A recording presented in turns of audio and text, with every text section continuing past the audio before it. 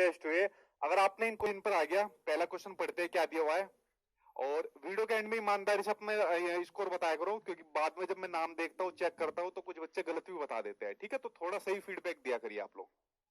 पहला क्वेश्चन आपको दिया हुआ है कि निम्नलिखित में से कौन सा मिलान पियाजे के संज्ञानात्मक चरण और उसको परिभाषित करने वाली विशेषता को सही ढंग से दर्शाता है। देखिए यहाँ पर बात हो रही है जीन पियाजे के संज्ञानात्मक विकास सिद्धांत की, कॉग्निटिव डेवलपमेंट थ्योरी की। तो जीन पियाजे ने संज्ञानात्मक विकास के अंदर कितने चरण बताए थे? 4 स्टेप यानी 4 चरण बताए थे। कौन कौन से थे? एक था आपका सेंसरी मोटर स्टेज, एक था प्री ऑपरेशनल स्टेज, एक था कॉन्क्रीट और एक था आपकी फॉर्मल ऑपरेशनल स्टेज।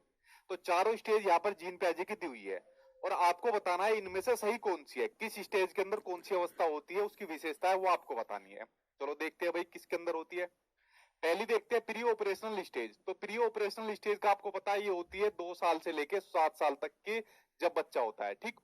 तो इसमें दिया हुआ है एनिमिज, बिल्कुल सही, प्री ऑपरेशनल स्टेज के अंदर ही होता है एनिमिज, जिसको कहा जाता है हिंदी के अंदर जीववाद।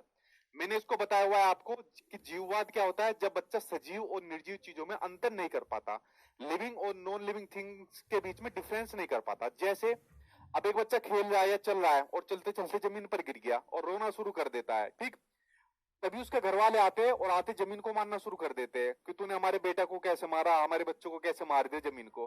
तो बच्चा चुप हो जाता है या खुश होता है, क्यों और मारो इसको, क्योंकि बच्चों को पता ही नहीं है कि जो जमीन है वो निर्जीव है। तो बच्चे को लिविंग और नॉन लिविंग के अंदर उसको डिफरेंस करना नहीं आता।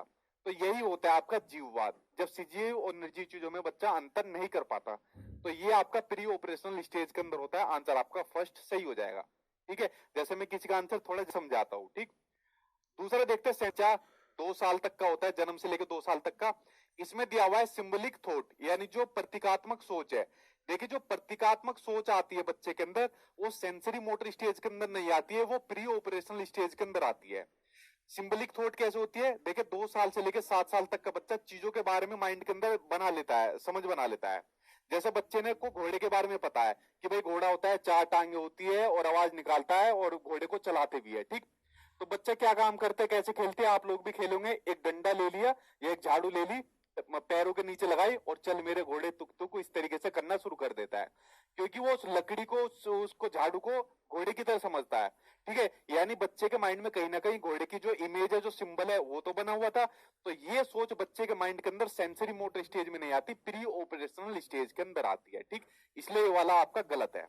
कंक्रीट के अंदर डिफर्ड इमिटेशन नहीं आता कंक्रीट के अंदर, और फॉर्मल के अंदर जो आपका सेंट्रेशन है ये भी आपका फॉर्मल के अंदर नहीं आता, ये भी आपका किसके अंदर आएगा? प्री ऑपरेशनल स्टेज के अंदर आ जाएगा, ठीक। तो ये तीनों गलत थे, आंसर आपका पहला सही हो जाएगा। देखिए जितनी भी थ्योरी आएगी इनको जब मैं डिटेल में पढ़ाऊंगा ना तो आपको सब समझ में आ जाएगी, क्योंकि जो पेपर अब आपके आ रहे हो समझ पर आधारित चीजें आ रही है। अब आपको चीजें समझनी पड़ेगी, रटने से काम नहीं चलेगा। तो उसके लिए आप लोग टेंशन फ्री रहना, ठीक। और जितना हो सके सभी ऑप्शन को पढ़ा करिए, इससे आपकी समझ विकसित होगी, चाहे सीटेट हो, सुपर टेट हो, केवीएस हो, कोई भी हो, ठीक। अगला क्वेश्चन सामने आपकी स्क्रीन पर आ गया, इसको लाल कर देता हूं पेन को आज, ठीक।